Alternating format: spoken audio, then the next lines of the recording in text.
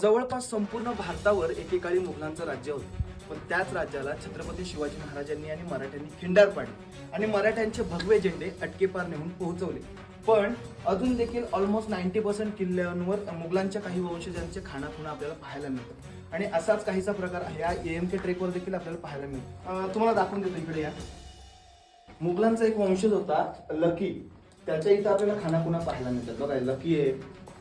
या बाजूला जर का तुम्ही आले तर इथे देखील दिनेश आहे, मुमोन अशा प्रकारची नावं आहेत. आणि इथे जर का आले ना तर हा मुघलांचा खूप आवडता असा वंशज होता, म्हणून त्याला असं बदामामध्ये हार्टमध्ये कोरलेला SR कोणतरी आहे.